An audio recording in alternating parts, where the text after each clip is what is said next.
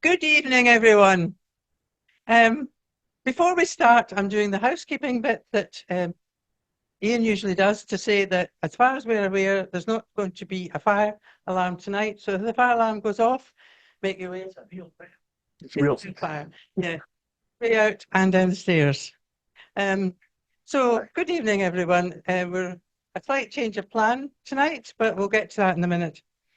Simon, as you know, well, you may have been aware of, if you got the email, is not well enough to do his lecture tonight. So David is doing it. So before we go any further, though, David will explain it, but there are books for sale. One's to do with Colonsay. There's a new Isla guide, and Jim Morrison, the other Jim McDonald has brought some of the gear guides for you to buy. They're reduced now to £5, but if you want, anybody who wants one and there's not enough here, Jim will send them out to you. You have to get in touch with Jim. So that's that done for. That's the books. David here, you probably all know about him. He's our secretary of the council. He's always the person doing all the laptop stuff and putting stuff on YouTube. He's also the go-to guy for the fossil growth, but we won't talk about that. So David was graduated with geology and worked in the oil industry and local authority, local government, before retiring and building a house in Islay. He undertook a MSc in Stockholm University and on the rocks of Western Islay and Colonsay. So he's authored guidebooks to the geology of Islay, Jura and Colonsay. Jura's coming out soon, and then there's going to be the one in the Garvalix as well. So Jura that's coming out soon. Jura's should be here tomorrow. Right, here tomorrow. So all about he's an active member of the group researching the glacial rocks of Port Aske Formation on Islay and on the Garvalix. So he also has been involved in a lot of the booklets that you find on this table here. So without any more ado, I'll introduce David on the geology of Colonsay. Thank you, Margaret. Thank you. Yeah. So yeah, I sort of stepped into this midweek. Hadn't got a presentation on it. I just finished the book. The book had gone to the printers, and I just arrived. And when I heard Simon wasn't well, I thought I'll just nick all the pictures from the book, which I had on the laptop, throw them into a PowerPoint, and see where we get to. And also, I'm going to talk a little bit about some recurrent research I'm involved in as well on Colonsay. So I'm going to click on this. Okay. So lovely wee island, just in the Firth of Lawn. I'm going to talk about Colonsay in general, some geological background. I'm going to then take on a sort of virtual field trip of the 5 excursions that are in the book. I'll just go quickly Cook's tour sort of through. Do you still do Cook's tours? Come on, isn't it? Excellent. Cook's tours of all the 5 excursions in the booklet in order. That just makes it simple for me. I can just straight go. I'll talk a little about historical research. I hinted at it in the blurb about Arthur Holmes and Doris Reynolds and stuff like that. So that's very interesting, some interesting sort of historical geology. I know Simon was going to talk about denizens of the past of historical geology of Scotland. So I thought I've got a nice little linkage into that. And then I'll finish up with some new research, and I'll sort of blether on an arm wave about some of the stuff I'm currently involved in. Okay, for those of you who don't know where it is, it's out there, west of Glasgow, the sort of whiskey island sometimes called, although Colonsay doesn't have a distillery. Jura has. Isla's got too many. Colonsay is accessible from Oban. It's also accessible, as you see, via Port Aske and Kennaicraig, which is how I normally get there from Port Aske. You can go on if you're living on Islay or staying on Islay for a holiday, you can go to Colonsay for a day because the ferry goes from Port Aske to Colonsay to Oban to Colonsay to Port Aske to Kennaicraig, which gives you 8 hours on Colonsay on a Wednesday and 7 hours on Colonsay on a Saturday in the summer. In the winter, you can't get from Islay to Colonsay. So most of my research and for the books and for the work we're doing now has been from Islay to Colonsay and back. So I have stayed there for the Islay Book Fest, the Colonsay Book Festival, and I've done walks and talks for them for their Festival of the Spring as well. So that's how I got there. There's a wee map of Colonsay. Ferry comes into Galasag. We've got one road that goes sort of round the island in the middle there, then a spur road going down to Oronsay at the bottom there, where the Oronsay Priory is, across the Strand, the one you have the tidal. You have to wait for the low tide to walk across. The first time I went there, we walked from the ferry all the way to the Priory and back, and just about made it. Balnahard Bay in the top right-hand corner is the sort of sandy bay you saw in the last photograph. Killoran Bay is the introductory slide, is up in the top left-hand corner as well. But lovely little wee island, little gem. No camper vans allowed on it. Some people will be disappointed, and other people will be, way. So you don't get, your view is not obliterated by rows and rows and rows of camper vans. So just this sort of this. There's the walk across the Strand to Oronsay. Sort of nice views of that. There's the Priory in the bottom left-hand corner with a few other sort of nice crosses. Well worth a little wee side trip. And it has a sort of Mesolithic history as well. There's a lot of some shell middens on Oronsay, which is some of the earliest habitation in the Mesolithic of Scotland as well. So a lot of history and a lot of sort of nice places to go. It's just a nice place to go anyway. Even if you're not interested in rocks whatsoever, it's still a little gem of an island. It has a 9-hole golf. No, it has quite a big golf course. So, rocks. So this is a map I've pinched from Tony Prave of the sort of Dalradian slice between the Great Glen Fault in the top left-hand corner and the Highland Boundary Fault, and sort of Islay, Jura, Colonsay in the bottom left-hand corner. And in purple, you will see Colonsay Group and Bonewall Sandstone in the light and dark purples, and that hashed ornament is the Rins complex. And then the blues are the Dalradian Appin Group, and they're followed by the Argyll Group, which is where the Port Asgay tillites and the Jura quartzites in that sort of browny, orangey colour. And then the Southern Highland Group in the bright green is the main part. And that sort of dirty green, sort of khaki colour in the top of the main Grampian Islands is the Grampian and Gren Shira groups, which are the oldest parts of the Dalradian. And then there's a little sliver of bright green in there called the Badenoch Group, which we'll come on to as well, which is like a Moyne equivalent, if you're allowed to use the word Moyne anymore.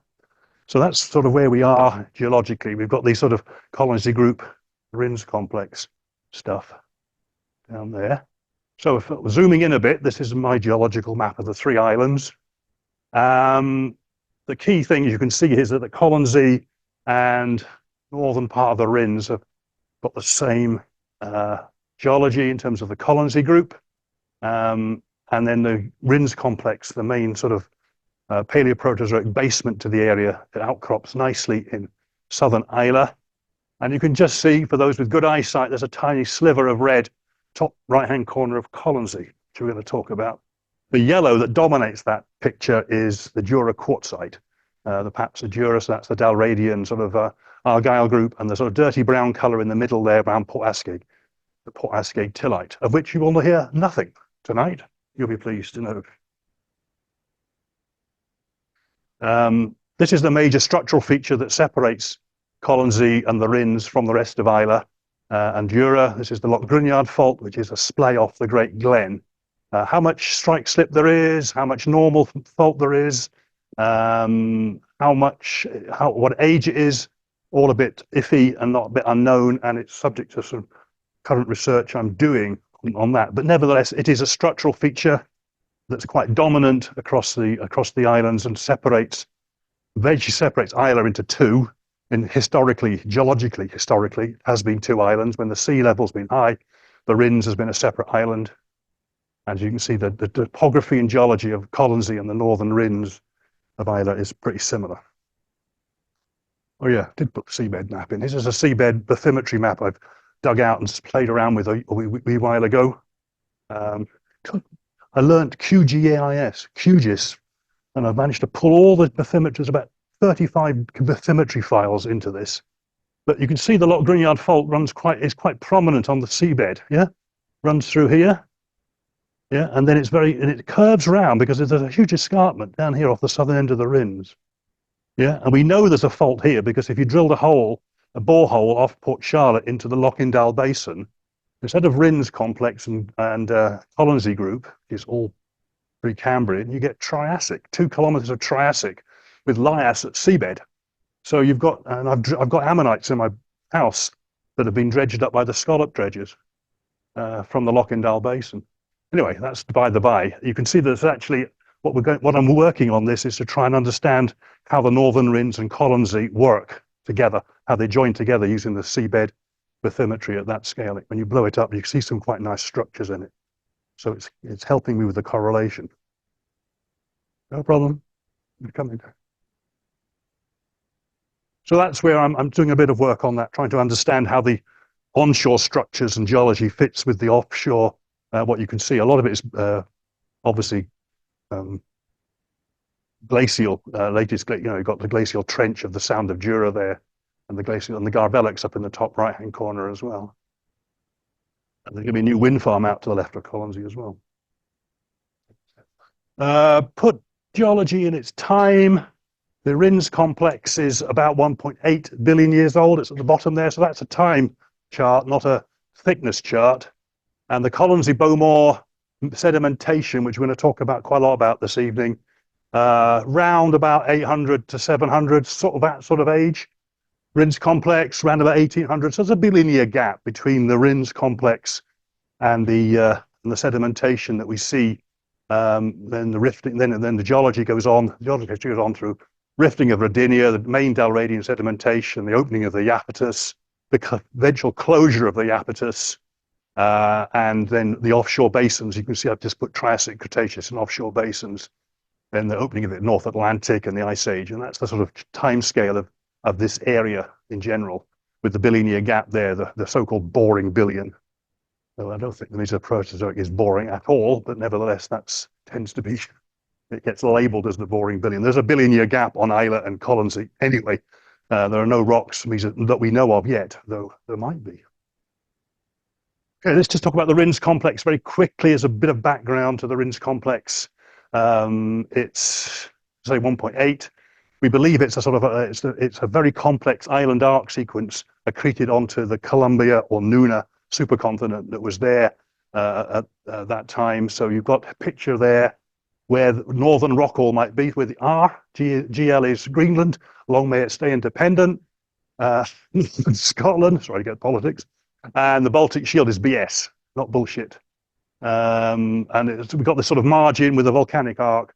It collides into Nuna, Columbia at about 1.7, which is pretty much the same as the late Laxfordian deformation in the Outer Hebrides. So you've got northern Scotland there being deformed, and this arc slamming into and accreting onto Columbia. And what we see in the Rins complex and also then in southern Rockall, southern Greenland, I haven't put Labrador on it, and in southern part of the Baltic Shield are rocks of the same age. So the Rins complex is a Palaeoproterozoic arc type sequence, very complicated. It underlies pretty much Scotland from Islay to Peterhead. If you drilled a hole under the Cairngorms, you'd end up in this Rins complex. And we're lucky on Islay and Colonsay, just a little window of it, just a fragment of it. And there's some fragments in Northern Ireland and Western Ireland as well, the Mullet Nices, and then there's Rockall Bank, which is out there. There's about 5 samples, about the size of Britain, and about 5 samples. So you know the geology, the basement geology of Rockall is pretty unknown, but there's a lot of Rins complex out there too. The Colonsay Group, this is just a sort of quick correlation diagram. So Oronsay Colonsay is on the right-hand side. I'm going to talk a little about North Colonsay as well, with a sort of where it's got conglomerates with a sheared contact to the Rins complex. On Colonsay, we see a whole succession starting with grey wackies, and then a succession of sandstones and meta mudstones with a limestone at the top. The basal part of the Colonsay section, we think, correlates to, and we'll talk a bit more about it, some of the upper section on Islay, which sits on the Rins complex too, with a sort of sheared contact.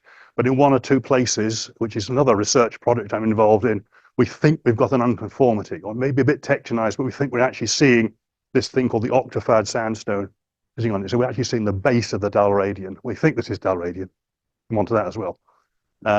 So this is what we're looking at. We're looking at a whole series of metasediments, greywacke sandstones, metasiltstones, mudstones, in sort of weird contact with its rins basement. So, geological map of Colonsay. There, so the pink rins complex is at the top. It's a tiny little thing, little sliver, excuse me, in Balnahad Bay in the top right hand corner. And then the formations of the Colonsay Group, it looks like it's nice and layer cake. It's actually far from that. And I think some of the work we want to do in the future is to understand the stratigraphy and the sedimentology of this, which has not really been looked at since 1964. Sandy Stewart wrote a paper in 64 on the Torridonian of Colonsay, and it hasn't been looked at since, pretty much, in terms of its sedimentology. Nevertheless, you've got a whole load of so-called layer cake formations there, named after the sort of geographical places, younging up from the Oronsay formation in the bottom corner.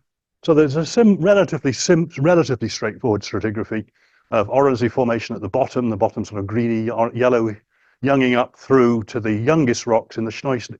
I can never pronounce it. Stashnig formation up in the Kaloran Bay and around the Colonsay village itself, the sort of cyan blue colours. Yeah.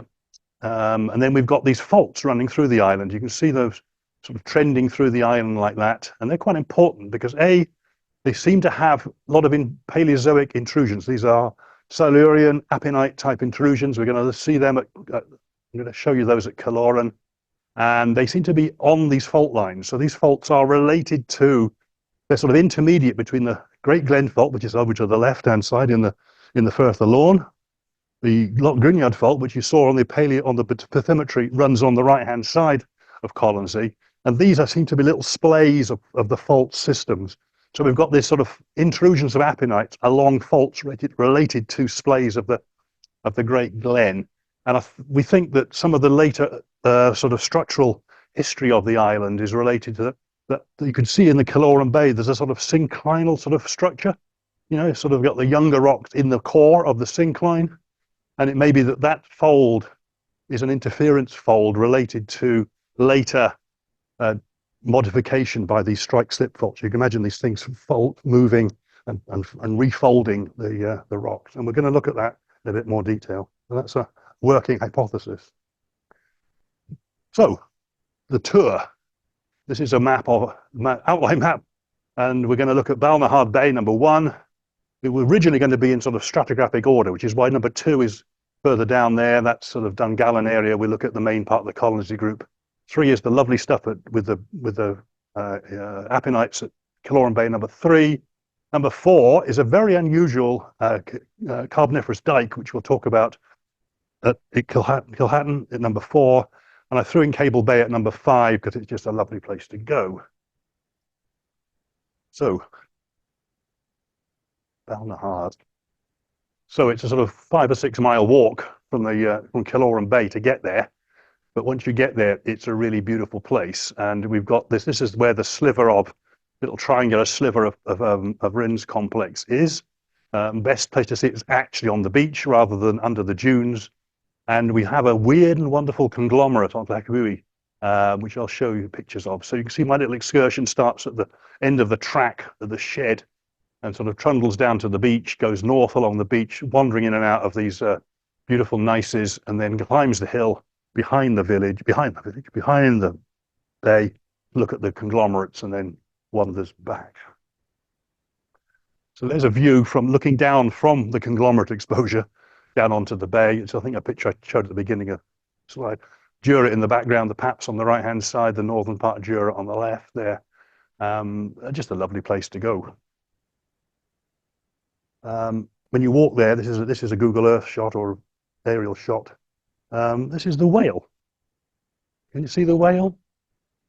Everyone that goes past it is supposed to put a white stone in the outline of the whale so that it's a sort of 3D, but it's best seen from above. But when you stand in the field, you can still see it, and everyone you're encouraged to go and put a. You can see why it's got more stones nearer the track. No one's filled the tail in yet because. And there's a lovely, very, very early 7th century, sort of very eroded Christian cross in a little graveyard as well, just near that cattle shed where you start the walk. So there's nice things, nice places to go and see on the way. Look at a rock. Shall we look at a rock? There's the bay. As you get closer, lovely place to have your lunch. And there's a lot of grey rock. If you've been to Islay, you'll know that a lot of the Rins complex there is quite pink. It's a pink syenitic gneiss, whereas this is actually a grey granodiorite gneiss, and it's quite lithologically quite different to the actual so-called Rins complex. Although if you look at some of the earlier work that was done by Rod Muir, they called it a syenite, and Steve Daly, who gave a talk here in 2017, said that was rubbish. It's a granodiorite. He's right. This is Steve Daly's overhead that I stole from him, and it shows that the orthogneiss in Balnahard Bay has an age of about nearly 1900 billion, yeah, not 1.8. It's about 80 million years older than the Rins complex. So it's lithologically different. It's a grey granodiorite gneiss. And it's much old. Well, it's at least 80 million years older than the Rins complex, the Islay. I'm not going to get into hafnium isotopes and hafnium dating and hafnium geochemistry. The bottom plot on the left-hand side just proved when you put it in a standard sodium potassium as against silica plot, you see the cyanites. A cyanite would, where's my pointer? A cyanite would plot up here, and these are the Colonsay ones. They plot down here. They're much lower alkali than these evolved cyanites. And this hafnium work that Steve did suggested that these are more juvenile. That we originally thought that the Rins complex was original juvenile mantle melt. He now thinks this is the juvenile mantle melt that's been gneissosed, and that the cyanites are derived from this. Yeah, so there's a sort of complex story of, and that's just the tiny little bits we see. But that sort of story of very complicated metamorphic melting histories and ages is if you look at the southern Greenland, the Heterlidian, the Macovictian of Labrador, the bits of rock all that we see, and Sweden, you know the geology is complex. It's not a simple thing, and this just shows what even a little bit we see that it's complicated. So we have some older rocks than the Rins of Islay on Colonsay in that one little bit here.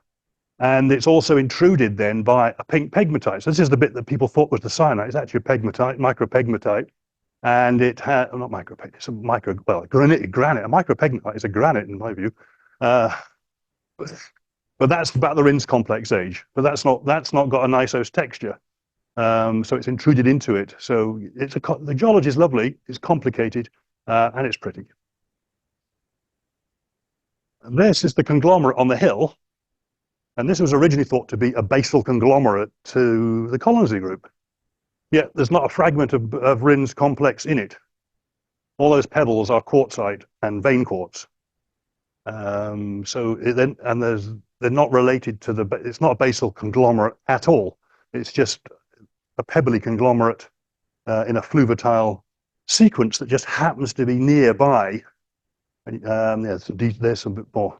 Sort of made class supported sort of pebbly conglomerate, bits of cross bedding occasionally, a bit messy, and sort of the bottom is a sort of sheared contact, a tectonic contact between the Rins complex. Quite complicated. I haven't really sussed it out very much, but there's something going on between the conglomerates on the top there and some of the granodiorites at the bottom. But that middle bit looks pretty strange to me, and I need a bit more work on it.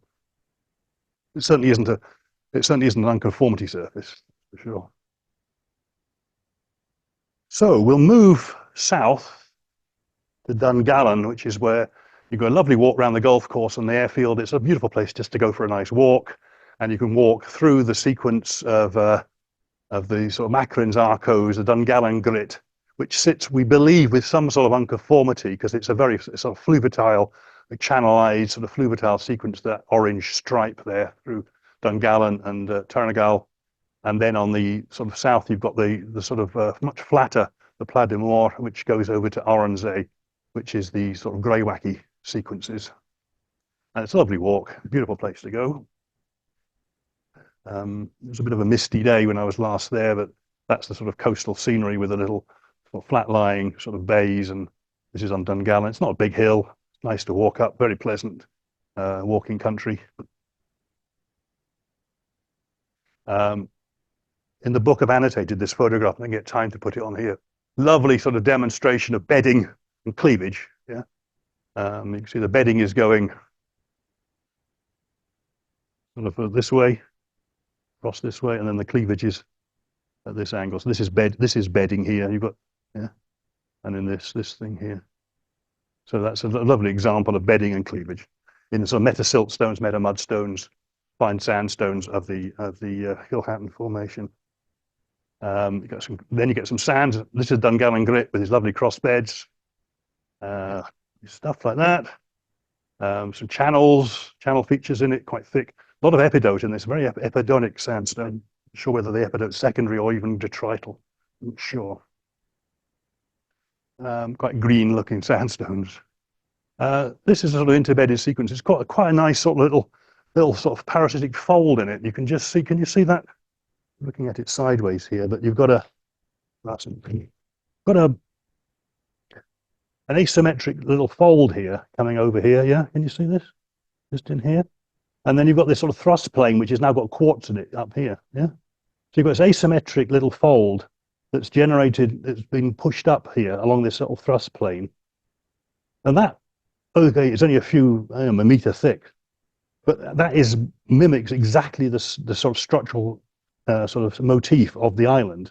These asymmetric folds with a sort of to the north, top to the northwest sort of tectonic transport direction, asymmetric with sort of cutouts in the syncline and sort of these sort of and these sort of small sort of almost thrust faults coming through the sort of through the axial area of it. So that's the sort of, and then you get bits, then you got other bits that just haven't got any structure at all. So this sort of, they're very focused sort of structural deformation in the sort of synclinal, sort of steep synclines, and in many places you do get some overturning as well. So you get this little sort of folds that would seem to do that. Okay.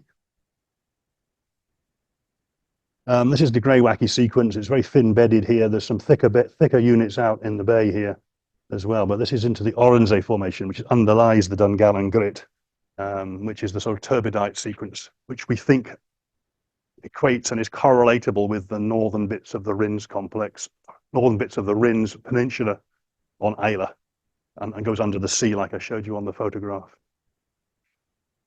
So that's just a nice walk across some of the geology of the Colonsay Group. This is just to show you, this is this is a theme I'm going to develop in a minute, is about how it relates to the Grampian Group. And these are the thin grey-wackies of the Colonsay Formation and this is some Grampian Group stuff from the northwest Grampian Highlands in the Grampian Group, the Coriaric Formation. So we do believe that quite strongly now that the Colonsay Group is equatable with the Grampian Group and the Glen Shirra Group, and that's what we'll talk a little bit more about. But before I get there, I'll look at some lovely intrusive rocks. So this is the Caloran Bay. This is the one that was on the very first slide. The beautiful sandy beaches, the sort of iconic beach of Colonsay. Virtually every visitor makes it their first stop. If you drive, you can walk to it or you can cycle to it from the ferry, and it's a lovely walk across the sands there. And the two things I talk about here is the sort of igneous rocks on the top right-hand corner, where we've got some syenites, some hornblende breccias, some explosion breccias, and some lamprifier dikes. And on the left-hand side, completely different geology with some lovely limestones. So you can just see it's a lovely place to go. There's actually, I will mention the Port Ascade. There's a huge erratic of Port Ascade tillite just down below that gate there.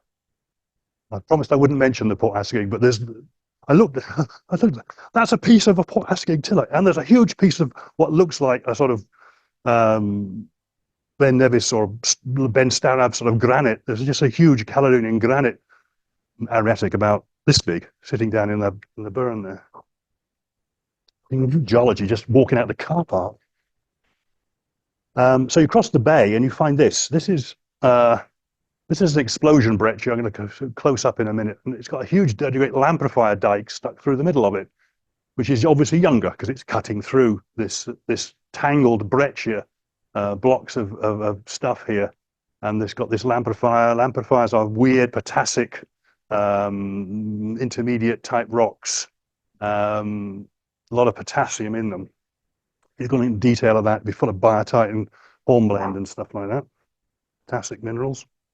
There's the edge of it there. You can see you've got these great chunks of bedrock ripped up, and then they're full of interstitial glass. So there's a lot of glass in between, but there's not much interstitial space. These things have just been. The one belief is that there was a big gas cavity, and then the whole lot just collapsed in. Yeah, so it's a roof collapse into a void space. So you imagine a big sort of gas bubble, and then just drops in. That's kind of what a lot of gas involved in these very explosive systems. But around the corner, instead of being all those sort of banded metasiltstone, metasandstone clasts, it's full of quartzite. This is all 100% quartzite clasts, and the unusual thing about that is there isn't any quartzite on Colonsay. The Colonsay Group was full of these epidotic sandstones, greywackies, dirty sand, arcosic sandstones, no quartzites at all. The Dalradian above it, the Dapping Group, is full of quartzite, Dapping quartzite. There's a whole load of quartzites in the Dapping Group, but on Colonsay, there's no quartzites, yet this breccia is full of it. And there's one little bed of breccia I found just below this level here that may be a little bed of quartzite. So there may be a quartzite unit above us that's been eroded now. We're not seeing it because when we were in the core of the syncline, we're at the youngest bit, but maybe there's obviously younger still sequences above us that have been eroded off, and they've maybe had quartzite in them. But what age is the quartzite? We will come back to that. Also in this area, we have syenite. This little big pink stuff is a sort of syenite and a sort of hornblendite, and it sort of grades into each other. You've got this sort of weird sort of gradation from the sort of stuff that's virtual hornblende on the right-hand side to stuff that's virtual orthoclase on the left-hand side. And so other stuff in the foreground, which I'm going to show you another picture of because it's really interesting. Hopefully that's next. Yes, this is the quartzite breccia. Yet all the fragments of quartzite have got rims of syenite around them. And this was where Dorothy Reynolds, who later married Arthur Holmes, but in her own right as a geologist, as one of the pioneers of female geologists in the sort of 1930s, this is where she developed and proposed and the whole theory of granitization, whereby metasomatic fluids had infiltrated the quartzite pebbles and had exchanged iron and magnesium for potassium, so that you were generating a granite by metasomatic chemical interchange. And she demonstrated that here and said that applied to all granites around the world. So that's the bit that's the granitization it just grew arms and legs at that time. But she used this example in Colonsay to show that there was a way of generating a granite by fluid transfer rather than just having a melt of granite, that a rock like a quartzite could be changed into a granite. Yeah, lovely stuff. There's Dorothy. Yeah, so I pulled out just a few bits and pieces here. So it was Colonsay, she saw the xenoliths of quartzite in this hornblendite matrix being transformed into syenite, and she used it to develop granitization. But it did allow a lot of research into igneous petrology. And while she was in Colonsay, she was with Arthur Holmes, who comes into the story in a minute. And that's the paper she wrote in the Journal of the MinSoc in 1930 something. Can't read it. 36, is it? Yeah. So we'll talk about Holmes in a minute because he comes into the next locality. The Colonsay limestone, I just wanted to mention that on the south side of the bay at Caloran, are these sort of biolaminated sort of limestones, dolomitic, sort of dirty brown sort of colours. Unusual, but it has. This is what we've just discovered. This is working. I'm working on with Tony Prave. We've sampled this, and we've got a negative carbon isotope anomaly in it. So it adds to the whole plethora of isotopes, which I'll come on to at the very end of the talk.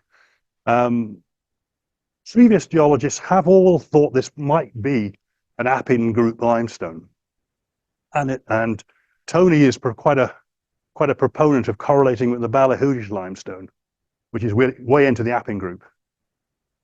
But we've just looking at stuff that doesn't look anything like Appin. We haven't got a quartzite in it. So there's a sort of geology of Caloran Bay with the quartzite, the tantalizing glimpses of quartzite, and these funny limestones with a negative anomaly. Palaeoproterozoic limestone has a huge negative anomaly. Come on to that in a minute.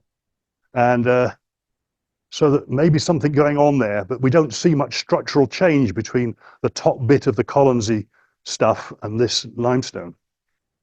So a bit of an enigma. We'll come on to it again. I'll take you to Hatton, which is just round the corner. Further down, there's that big fault going through Loch Fada, which is one of these big, I think, splays of the Great Glen going through there. There's the geology of the sort of, in the Colonsay group, the yellows and pinks and purples and oranges are the sandstones, metasiltstones, metamudstones of the Colonsay group. But there's this lovely dike, Hatton Dike, which runs right through it. And why have I written Dolerite Dike Paleocene? That is wrong. It's actually Carboniferous. Well, it's flat wrist. I also pinched that legend from another diagram. Yes, but it's a Carboniferous dike, and we'll come on to why it's a Carboniferous dike in a minute. When you go to it, this whole excursion, there's only a little excursion, just to go and see the dike. And that's it sitting there above my rucksack there. And it has huge, huge crystals of biotite and augite. So there's an augite crystal in the top there, elongated sort of augite, and an elongated sort of biotite in the bottom there. And a load of other xenoliths in it, sort of ultramafic xenoliths, spinal lertzolites, all sorts of mantle igneous rocks in it, as well as these large resorbs, partially resorb major megacrysts. So really interesting rock. So interesting that Arthur Holmes decided he was going to use it to his first attempts at dating. So here's Holmes, and for those of a certain age, you'll remember this diagram from Principles of Physical Geology. Who remembers that book? Who's still got one? I've lost its dust jacket, but nevertheless, I've still got it. It's 1,200 pages. You would not get a publisher today to produce a 1,200. It is literally that thick. But we all had it as students. And yes, anyway, Holmes came to Colonsay with Dorothy. Must have been really nice for them. Anyway, I'm meant to talk about it before I go on to that. Okay, so he was working with people in a lab in a guy called Bill Urey in Washington. Obviously, these guys were coming out of this is 1940. So we're talking about people in the nuclear sort of war industry in the States, but they were looking at it saying, we can apply this to rocks. Brilliant. Let's have a peacetime type thing, before the war broke out even. So in 1940, Urey and Holmes wrote a paper on this using helium. So they were using the breakdown of uranium, thorium. So they were measuring uranium, thorium, and helium in a whole rock sample, crushing it up and measuring it. And they worked out that this, from the half-lives that they knew of at the time and the helium diffusion rates and all sorts of stuff they were playing with, this rock was 120 million years old, which they called Carboniferous, because in 1940, the Carboniferous was 120 million years old. That was there. So he said it was Carboniferous, even though we now know it was 50% out, 120, it's more like 300. but he wasn't. But the proof, what he says in his paper is it's not a tertiary dike. Yeah, that was the point. So when I put that thing up, that's what, so they were trying to see the difference between the tertiary dikes, Cenozoic dikes, and the Carboniferous dikes. And this is a Carboniferous dike, the same age as the Midland Valley sort of intrusions. So it's late Carboniferous, early Permian in age now. It's been dated about 285. But yes, they thought it was 120, which today we'd call Cretaceous. But I mean, the helium method. People are now trying to use helium-3 and helium-4 to try and see if they can use that as a sort of other proxy for dating as well. But this was hydrogen. This was looking at that sort of helium diffusion date system. Very interesting historical snippet, shall we say? And another little micro on the hillsides above, away from the dike. You see these lovely little folds. Again, this is very similar to what I showed you before, with these sort of asymmetric folds with little thrusts coming along the axial planes. Again, parasitic folds mimicking the main sort of structural motif of the area. All pointing in the same sort of direction too, surprisingly. Cable Bay, I'm just going to throw a few seconds into that because it's not hugely geologically interesting, apart from the fact it's got lovely little structures in it. It's a lovely walk, and I just threw it in anyway because it was nice to put in. And it's a lovely little bay. It's where it's called Cable Bay because that's where the main electricity cable comes into the island from the mainland. And it has these beautiful sort of almost chevron type folds, these steep little folds in it like that. And it's just a nice place to go. Bird life is incredible. Seals everywhere, otters. So just well worth a little trip, and some nice geology too. So how are we doing for time? Am I okay? What time is it? I've not been watching on. 1:45. Right, so we've got 15 minutes or so just to blather about. So this is a cast of reprobates. Tony Prave, you'll probably be familiar with. Big Dalradian man, obviously. The paper that we published on the Port Ascay with Elias as the lead author. Elias is basically banging in this golden carrot on the Garvelux at the site of the golden spike, or to be golden spike, hopefully on the Garvelux. But Elias led a paper which I was contributor to on the detrital zircon work we were doing on the Port Ascay, and we've done some more with Elias looking at detrital zircon on Colonsay. Fred's part of the team as well. He's Elias's big chum. He's at Leeds. He's a carbon isotope man, so he's been involved in the project too. So these three guys came to Islay with me in October, and a lot of whiskey was consumed. That's the secret of all research on the Colonsay Group. It's to get stuck in, because this bottle of Bruichladdich rocks claims to be the water is derived from the Rins complex, and it's the oldest rocks in the whiskey world and all that sort of good stuff. So it's a nice sort of geological whiskey anyway. That's another talk I can do by this. Geology and whiskey. I'm doing it next week on Islay for the Islay Whiskey Academy. So let's go and see what these guys are up to. So fundamentally, what we're interested in is, with the Colonsay Group, is where does it fit stratigraphically? Yeah, within that plethora of things, all those names. If you look at Scotland down that sort of third column there, you've got all these sort of formation names. The Dalradian is all the stuff. Dalradian, all the sort of blue stuff at the top. A Gyle Group. I should have put the Trossachs Group in there as well, but it's not my diagram. So we've got a Gyle Group. In fact, the Southern Islands not in there either. Appin, Grampian Group, and then you've got what is now this mega sequence 2, or the Loch Ness supergroup, which is all the things like all the sort of traditional main sort of Moyne stuff, the Loch Eel, Glenfinnan stuff, and this funny Badenoch group, which is in sort of south of Inverness on this side of the Great Glen Fault, shall we say, whereas the Loch Eel Glenfinnan is on the other side of the Great Glen. Then you've got the Torridonian Senso Stricto sort of in the bottom there. And they're all sort of between 1,000 and 700 million years old. So they're all sort of Neoproterozoic sedimentary sequences, look a lot looking the same, when they're not met, and it's just about a difference in metamorphic grade. Obviously, you get a lot of fluviatile sandstones, a lot of some deep water stuff, a lot of metasediments, and separate. The current work, this is from the Geology of Scotland book.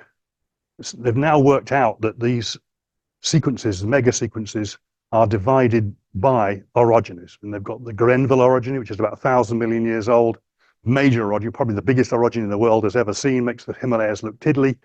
And a lot of this other stuff above it, the yellow orangey stuff, is believed to be fallen basin deposits generated from the Grenville orogeny. The green stuff is fallen basin deposits from the Rhinelandian orogeny. And the Dalradian is, the lower part of it at least, is believed to be, in Tony Prave's book, in his mind, the fallen basin deposits post Neudatian orogeny. And then if you get into the Argyll group, you get into the rifting of Rodinia and an extensional regime. So people who've heard Tony's talk before here, and you read the Geology of Scotland chapter on all this stuff, he's talking about that a lot of this earlier Neoproterozoic rocks of Scotland are fallen basin type rocks, not extensional Rhodinian splitting rocks. That comes later. The Argyll group, the Port Asgate Tillite, is about the first true rift-related rocks to do with the splitting of Rodinia. Everything else is related to fallen basins. So that's the theory. So where does the Colonsay group fit? Is it that one? Is it part of the Grampian group? Is it part of the Badenoch group? Or is it even part of the Torridonian, the first group? So where does it fit? And we've seen some structural there. You would expect some sort of structural motifs in it. And then remember, everything has been deformed by the Caledonian, apart from stuff on the foreland of the Caledonian orogeny. Pretty much everything else, you go into the sort of main Moyne sequences, you've got a deformation that's related to these Neudatian and Rhinelandian orogenies. Yeah. So you should expect there, you do get 2 phases of deformation, 3 phases of deformation. So how many phases of deformation are there in the Colonsay group? That seems to be the critical thing to look at. Now, I'm going to come back to that, and I'm going to circle back on that, because this is the work that Elias is doing, and this is only got this slide yesterday. It's not in the book, and it will be in a paper that Elias and I are trying to write with Tony. We've got, this is some new data that we collected in that whiskey fueled trip in October, and we're trying to sort of compile existing detrital zircon data with Elias's new stuff, and where it says this study, that's the new stuff, yeah. And the other stuff belongs to Pete Haywood in 2003, and some stuff from Chris Banks in 2007. So we've got we're trying to correlate using the zircon signatures of the detrital zircons. We're trying to sort of look at them across each other and say, how does that thing go? So if you look at the bottom left-hand corner, you've got the Glenbuck samite up in the Grampian Highlands, has a very similar motif to the basal sandstone in Isla of the Otrafad sandstone, for example. So that tells us maybe that is pretty much the same. And we've got a lot of tie-ins again with those lower samites and things in the Grampian Highlands with these samples. These are Isla samples, not Colonsay samples, but they're part of the same sequence. The samples on the right are Colonsay. We've got to get some more samples there, but we believe we've got enough at the moment to sort of give us a story. And it tells us then that the places like the Gaik Samite and the Elgia flags up in the top of the Glen Speen groups in the Central Highlands are similar to the Bowmore sandstone. We've collected some, which agrees with Claire McAteer has sampled that. Some of those samples are hers from Claire McAteer in 2010. So we're collecting all this stuff together. Rob Strachan and Chris Kirkland have just put a paper in geology as well with a few bits of detrital zircon. A lot of groups are working on it, and so every paper pulls the previous data that they've got that's published at that time, adds a few more samples, and develops a story a bit further. But we quite like the Colonsay group, Grampian group. Therefore, the Colonsay group is Dalradian, not Moyne, not Torridonian, not the older stuff. The geology of Colonsay is structurally relatively straightforward. It has those little folds.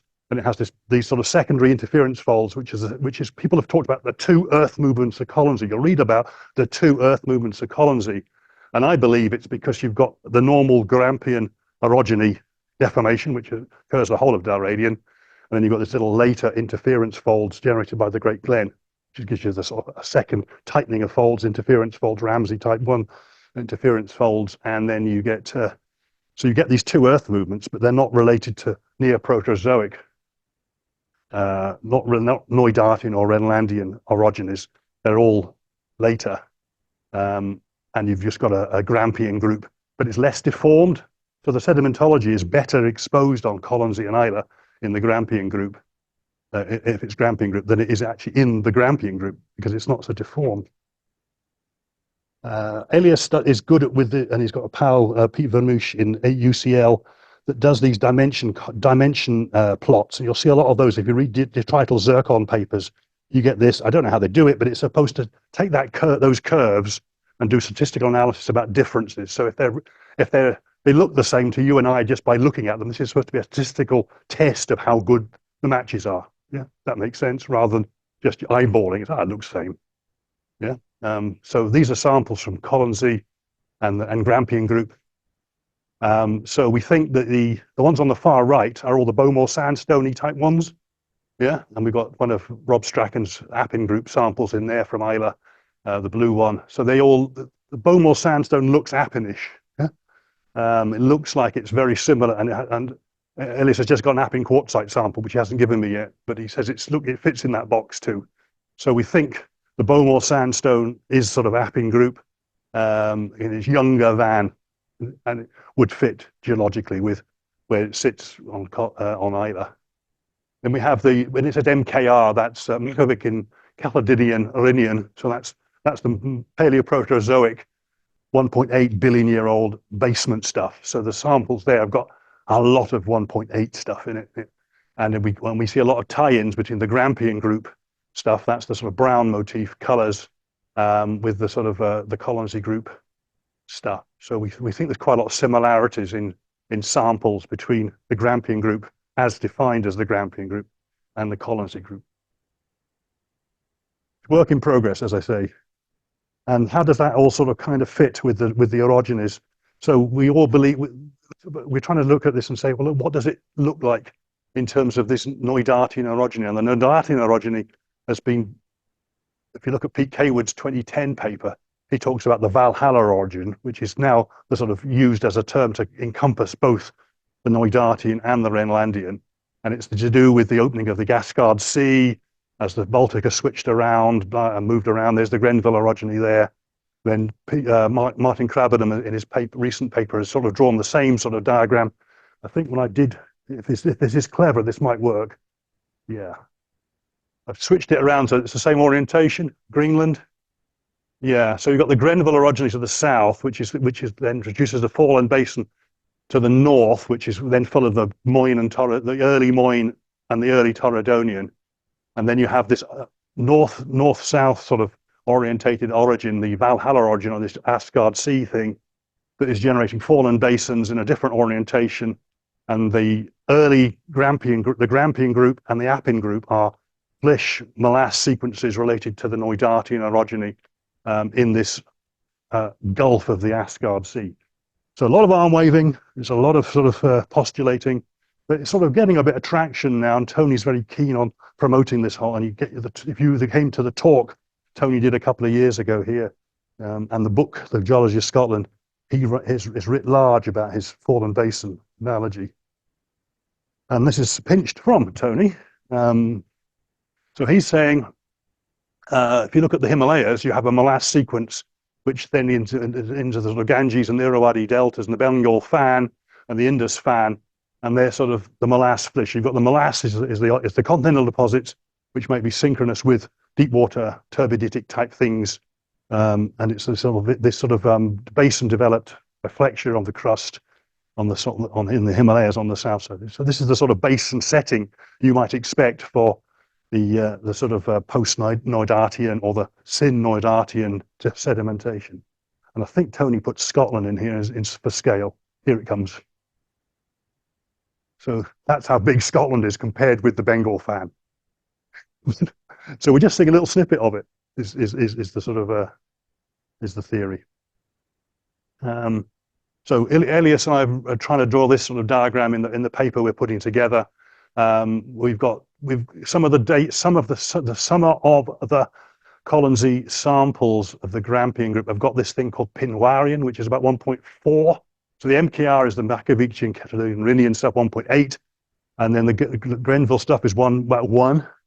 But this Pinwarian is about 1.4. So we're seeing in some of the Colonsay group samples bits of MKR, bits of Pinwarian, bits of Grenville. By the time we get to the Appin group, it's all Grenville. So this must have been covered up or non-exposed by then. So there's a whole lot of provenance stuff that we're trying to work up to try and understand how that unroofing cycle sort of works. And then how does the Grenville origin there relate to the Neudartian, Rhenlandian orogenies in the Asgard Sea? And how's that filling this basin, the Grampian group stroke Colonsay basin, getting stuff from there, plus stuff from the Pinwarian. Now, but I'm saying to Elias, well, the Pinwarian could be on Rockall. Who knows? Could it be? It's 1.4 granitoids. It could be under Rockall. We know. We've got 5 samples from Rockall. It's the size of Britain. Yeah, just summary. This is the complicated diagram from the Geology of Scotland that just summarizes. And I wanted to just point out a few things in here. First of all, down the bottom is what Simon was going to talk about. So that's Glenelg and stuff that Simon was going to talk about down here, and the Grenville stuff that Simon is going to talk about in the future about what you see in Glenelg, which is down here, which is the Grenville stuff, which predates the Wester Ross supergroup. Yeah, so this is the deposition. The yellow is deposition, and the pinks is deformation. Okay. Then you've got the Rhenlandian, where we've got lots of garnet dates that tell us about stuff that's going on about 920, 930. And then you've got the Loch Ness supergroup, most of the sort of classic moines, Glenfinnan and Lochiel, which post-date the Rhenlandian, which is that bit. So this is all a combination of all the dating and all the meta. It's a beautiful diagram. It pays just a bit of looking at. And then you've got here in the Badenoch group, which is the only bit that's actually south of the Great Glen in this diagram, which I just threw in there. There's my Grampian group, Colonsay group stuff here. Yeah, how old is it? Well, you've got metamorphic dates, the Neudartian, round about in that block, round about 820. But we know we've got Neudartian still going on the other side of the Great Glen, but up as young as 720, which is the same age as the Port Ascade Tillite. So we know we've got this Valhalla Neudartian orogeny going on somewhere locally, shedding sediment into this basin. And it isn't until after 720 that we actually get the Rhydinia split and the generation of the Iapetus passive margin and the sort of end of fallen basin stuff. But yeah, it just pulls that together quite nicely. It shows that but if you think about the Himalayas today, you've got Bengal fan being deposited today and active metamorphism in the root of the Himalayas at the same time. Yeah. So just because you've got sediment, it doesn't have to be younger than the last metamorphic date. It could be synchronous with it. It could be even older than the last metamorphic date. The Bengal fan, bottom Bengal fan must be 20 million years old, and it's still metamorphosing in the Himalayas today. So that's the little diagram I've drawn. It just shows that sort of evolutionary diagram at the top. So fallen base and Valhalla stuff on the Colonsay and Bowmore groups, and the Appin group as a successor, sort of more layer cake stratigraphy on top of it. That's the blue. Then you get, after 720, the Argyll group and proper extension with the listric faults and the whole pull apart stuff. And then by 600, the Tabalic volcanics sort of coming in and Iapetus ocean crust happening. So originally, that first diagram in the original guide to Isla that I wrote, that was all seen as extension in the top box. And it's only when I sat down with Tony and looked at it, I said, I'm going to redraw this diagram for you. So over a whiskey, we redrew it and said, that's more like what's happening. So we've got not extension. The extension does not happen until 720. And I think this is pretty much the last bit. So Colonsay limestone. Next, it has this negative isotope symbol. The isotope curve, which is I was trying to get this diagram. I have an email from Tony somewhere and I can't find the diagram, so I was going to stick it on tonight. But the curve matches exactly. Tony calls it squiggle matching, where you just look at the squiggle of the carbon isotope motif and you say, well, that looks the same, that looks the same. But he can overlay the Ballachulish and the Colonsay limestone. And other people, Nick Rock's written some stuff, and Sandy Stewart in his past wrote some stuff saying, this looks like an Appin limestone. This looks like the Ballachulish limestone.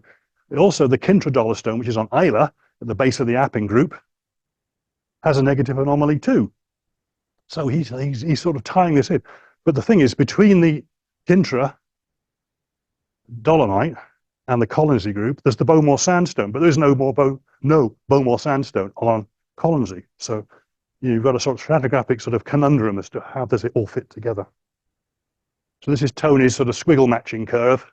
I won't go into too much detail. These are things that the literature will talk about a lot these days, which is naming these and correlating these negative carbon isotope incursions. Yeah, and the Garvelux one is the one that we know and love here, which is the negative carbon isotope incursion below the Port Ascaig, is here. Yeah, this is the Port Ascaig glaciation, 720 to 660, roughly. And you've got this negative carbon isotope thing in the Garvelux, which is where the golden spike might yet be for the base cryogenian. Yeah? Those of you who heard me talk ad infinitum about that. Tony believes that the Ballachulish limestone excursion is things called the Rosoya thing here, but it's been debated whether it's as old as the Bitter Springs, which is about 800. But Tony has got the King Craig limestone, which is in the talk he does here. King Craig limestone is at the bottom of the Karayaric group, but he believes that's the Bitter Springs at 800. And the Glen Shirra group, which we believe is correlatable with some of the earliest rocks we see on the basal conglomerate type things we see on Isla, is sort of pre-800. So that kind of fits just post-Nodartian. So we've got this Bitter Springs anomaly.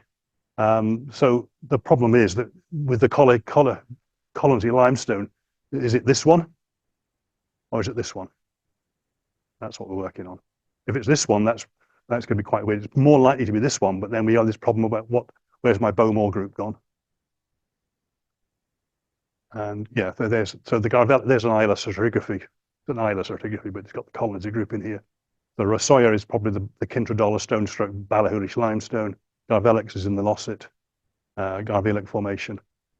Actually, I meant to put the Trezona. We actually have a little limestone called the Kilbride limestone in Isla. Scruffy little thing, but it has a negative isotope.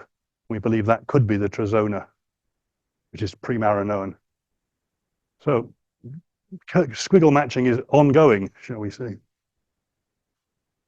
And that's it. So there's a book just published on this. So it covers those 5 walks and a bit of background. The new stuff will be coming out in papers in the next 3 or 4 years. Maybe the first one with the detrital zircon will be this year. We'll get that out this year. These are sort of follow-ups to the Isla geology book, which is new edition. They're brand new version of the Isla geology. A lot more snowball earth stuff in it. That's just printed, and I'm getting tomorrow.